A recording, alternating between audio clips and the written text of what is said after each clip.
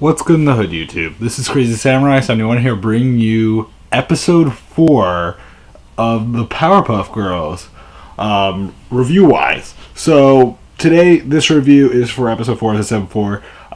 Personally, I would say this was a really good episode. I actually liked it. It might actually be like my favorite episode so far that they've released, which is actually pretty interesting to say the least. And that's because there's a lot of interesting story setups, and there's some interesting stuff going on. And actually, it was done fairly well. So I want to tell you. So the name of the episode is the Stayover, which is a perfectly logical name based on this episode. Although stay, it's a little bit interesting. I guess it works. So let's get started here. The episode starts off with, let's just say, Blossom waking up, and she looks like she's like a mess. Like her hair is all terrible and all that, and she's going by her room, and room's in shambles and everything like that. Like everything's everywhere. It's all torn apart, ruined, and everything like that. And she has no idea what happened the day before that, or the night before, but she just knows that everything looks terrible. So she goes out, she tries to make herself some cereal or whatever, and the thing is that there's a bull. Yeah, a bull in her kitchen. Perfectly normal, right? Yeah. So there's a bull in her kitchen, and the bull like basically gestures to her to like open up a jar of marmalade or whatever. Don't ask me. But yeah, and the bull is trying to make breakfast for them or something like that. Whatever. So that's all happening. She eventually comes back up to her room, tries to talk to Buttercup, who is there, and she has no idea where Bubbles is because like they have no idea. So she's curious, and she tries to ask Buttercup, "Do you remember what happened?" And Buttercup's like, "I don't really remember." But she has some memory. She has enough memory to have like a little bit. And what she ends up, and so what happens is that they have this thing that goes on throughout this episode, which are flashbacks, and they have different types of flashbacks. But it's interesting.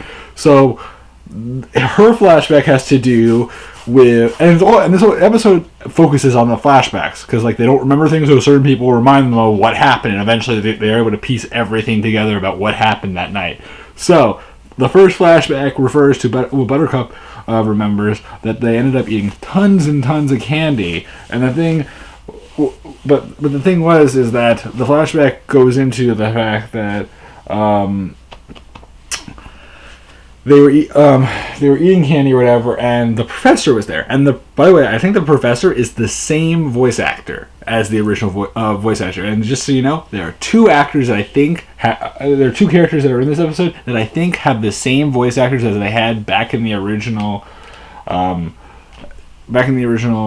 show, which is great that we're in this episode, which is super cool. So the professor shows up, and the professor says that he's going to take them to a theme park to ride Rocktopus, which is this ride that they keep on joking around with, and it has 8 arms and 8 loops and all that, and it's super cool and all that. And so the girls all want to go, and the thing is that the professor says, "Sleep well, girls, enjoy yourselves, just don't eat too much candy, and I'll see you guys in the morning, and we'll go to the Rocktopus thing."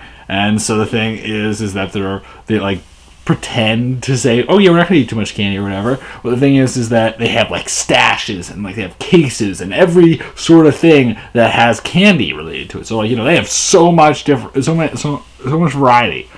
So that all happens, and the thing is that they end up going on a sugar high, obviously.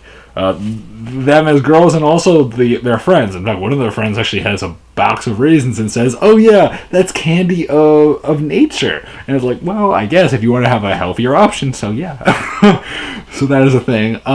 Following that, we then get to see a character who is the other character that I think might have the original voice actor, and it's a villain this time. And it's one that I'm actually really excited about because it's one of my favorite villains from the original show, and that is Mojo Jojo. I think Mojo Jojo's voice actor is the exact same voice actor as he was back in the original show, which is excellent.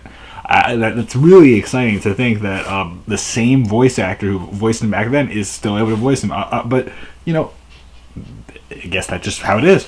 So we see him, and he's hanging off of a door, like a hook or whatever, and he's wearing a dress, and yeah, but otherwise he looks like himself. It's interesting, but he's not like, he's trapped basically, so he can't really get off the hook. If you're curious, so he ends up then doing his own flashback where he refers to how he had this genius plan in his mind to basically, stop the Powerpuff Girls. And the thing is that he could dress up as a pizza man, he could come in and attack them or whatever, but instead, like, he knocks on the door and all that, and the thing is the girls just grab him in and something, and clearly something went wrong because he ends up in a dress in the end of that. So, yeah, that all happens. They also then try to look all over the place for their sister because they have no idea where she is. Because that's really the emphasis here. They're trying to figure out where their sister is, and they're looking all over the place. They look in the cabinets, they look in the bathroom, they look in the attic, they look in the kitchen, they look everywhere. They can't find Bubbles anywhere, so they're all confused about what happened. And eventually, Mojo Jojo, and when they ask Mojo Jojo the question like, "Where do you remember?" Do you remember hearing anything else? And he says, I remember something about a bridge and a monster. So the thing is, they go to a bridge. They go to the nearby bridge. And the thing is that they thought that maybe we like saved the town from the monster. The thing is that monster was a construction worker monster that was actually friendly. And the thing was that they just decided to beat him up because he was a monster, even though he actually was a nice monster. So the construction worker monster was not very happy. But he ends up like having his own flashback about how basically he was injured by them and it was unjustified or whatever. So they weren't happy. So he wasn't happy. But following this, we then get into the next part, which he ends up bringing up this Manador thing with a bull or whatever. So they end up going to there, and they have a flashback regarding that, which is where Buttercup became a Manador, and she ended up going up against the bull. And what she does, and what happens is that she actually, rather than using a cape or whatever, she eats some churros that Blossom has, and then becomes like a bull, and she goes at him, and then eventually just pins him down, and he's out. And the Mandalors are all depressed and all that because like their bull's missing. And the thing is that, and I forgot to mention this, back with the bridge, there was a bunch of orphans that were trying to go to Puppy Land, which is this thing where the orphans were going to get their own puppies, and they were all depressed because they couldn't go because the bridge was broken because of the girls, because they were trying to fix because like the construction worker monster was trying to fix the bridge. But there at the place for the bulls and all that, the Manador ends up asking the girls, wait, where do you have any idea where the bull is? And they say, yes, we do know where the bull is. And the thing is that they say like, oh yeah, he's in our kitchen or whatever. He's like, and I actually opened up a jar for him. He's like, what kind of jar? And then Blossom said marmalade, and the guy's like, oh, he's not going to be back for a couple of days, which is kind of funny. And so then he has to go out and tell the public like, no show today, guys. Sorry, everyone. Anyone that was coming to see it. And the thing is that the same orphans show up again. It's like, it's just not our day. Nope, it's not our day. So it's just kind of that sad thing that's going on. And so then this is all happening. They're not very happy, and then the last part is them realizing they have to go back, tell the professor what happened for real. So they go back and they're honest that, they say they ate tons of candy. Oh, no, that's right. They went to a ball pit. That's what it was. They went to a ball pit. They were thinking their sister was there, but she wasn't there. And apparently all the balls were made into balls, and everything that was inside the ball pit area was made into hats. And the thing is that they thought that their sister turned into a hat. But they end up going back to the house. They end up like confessing to the professor, and then they end up saying like, "Oh, I think Bubbles turned into a hat." And then she's like, "A hat?" And Bubbles appears under a blanket down in their living room. And so then they're like, "Oh my God, you're alive! You're good!" and all that, and they're all happy and everything, and so all that happens, and they confess, and the professor is like, "Well, we still have time. We can still go to the attractions and all that at that park." And so what happens is that they're like, "You know what?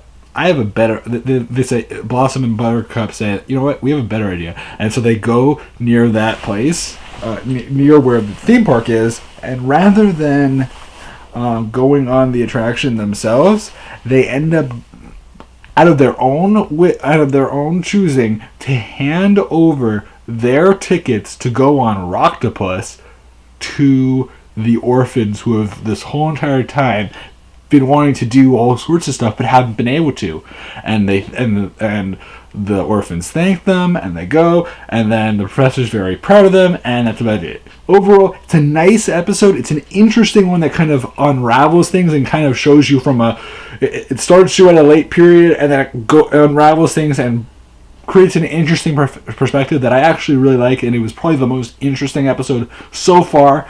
And it's nice to see that we've already seen like 4 characters that were in the original show. I mean, think about it: the professor, Mojo Jojo, Princess Morbucks, and the mayor. That's pretty good. 4 characters as well as the girls. That makes 7 characters. That's really, really good. And then we also had Man Boy in the first episode. So, we actually have gotten a good number of characters, as well as the, the Derby talents. So, yeah, we have a bunch of characters already. We have like 9 characters right there. That's pretty good. So, I hope you guys are enjoying these reviews. I probably will be reviewing these for a while because, Power Rangers hiatus right now, so Powerpuff Girls, let's go for it. Why not? It's brand new and it's going on now, so yeah. So anyway, guys, hope you enjoy this again, and I will see you guys in the next video. Until then, guys, I'm Crazy Samurai 71, and goodbye.